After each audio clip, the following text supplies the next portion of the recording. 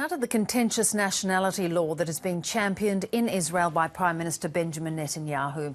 It would define Israel as the homeland of the Jewish people in the country's constitution, but risks alienating Israel's Arab minorities at a time when tensions between Israelis and Palestinians is worryingly high. Yohanan Plesner is president of the Israel Democracy Institute and a former member of the Knesset. Many thanks for your time tonight. Perhaps if we could start by you practically explaining how this law might change things going forward. First of all, this law, the discussion around this legislation is mainly political discussion, but the actual legislation is very far away from being completed.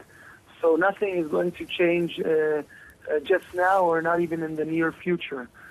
The law itself is very much symbolic and in many ways superfluous because it comes to state something that is already a de facto a reality. Israel was defined as the nation-state of the Jewish people in its Declaration of Independence, in the UN Partition Plan, and in multiple basic laws and judgments.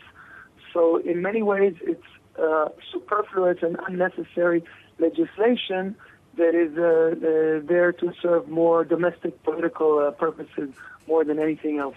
So is it pressure that Benjamin Netanyahu is feeling from the right to try and make a statement that really is very exclusive? Yeah, the statement itself, the way it's phrased today, is exclusive, but once changes are put into it and ensuring that Israel's democratic and the principle of equality is ensured, then nothing de facto will change, and therefore it will be more of a political maneuver than anything else. We think that it's unnecessary at this point in time to initiate such legislation, but it's very far from actually getting to the actual parliament with a specific text. So it's more of a public havoc than a legislative reality right now. And but it would be odd at this point in time when tensions have been so high over the Al-Aqsa Mosque, terrible shootings, terrible killings. Why now? Why make a statement that alienates many of the Arabs within the country? No, well, actually, what's happening right now in Jerusalem is not really related because, as you know, the residents of the eastern side of Jerusalem are not Israeli citizens, and therefore any constitutional changes are not going to affect the residents of the eastern part of Jerusalem. But nevertheless, we think that it's not the right time and also unnecessary to initiate those changes. It's more related to the domestic political agenda. Once some of the parties believe that we might have an early election, they want to better position themselves vis-a-vis the public and to stir up some emotions. And in terms of the political domestic scene, do you think it could not backfire on Benjamin Netanyahu and the sort of fragility of the coalition that he has brought together?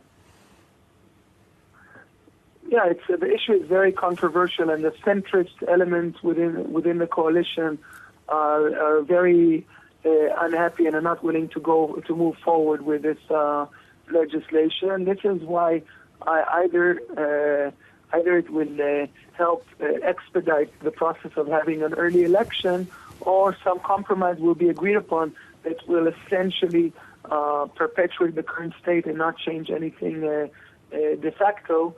So I think it's much more of a discussion that is intended to stir up emotions than to change anything in reality.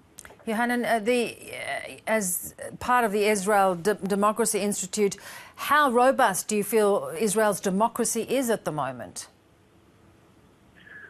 Look, we have a strong democracy with strong traditions, but we see it as our role to be the guardians of Israel's democracy. It's a unique setup where we have a free and democratic society in a region that is quite tough, surrounded with some states and some organizations that have a declared goal of annihilating the state of Israel. And once in such a circumstance, there's an ongoing threat on Israel's openness, ability to preserve its liberal and democratic values, because under security threat, there's always a sort of popular support for more tough measures. So as a democracy, we always have to safeguard our basic values and principles and ensure that although we are under risk, we will nevertheless preserve what it is that defines us. Jan, many thanks for your time tonight. It's my pleasure. Thanks for having me.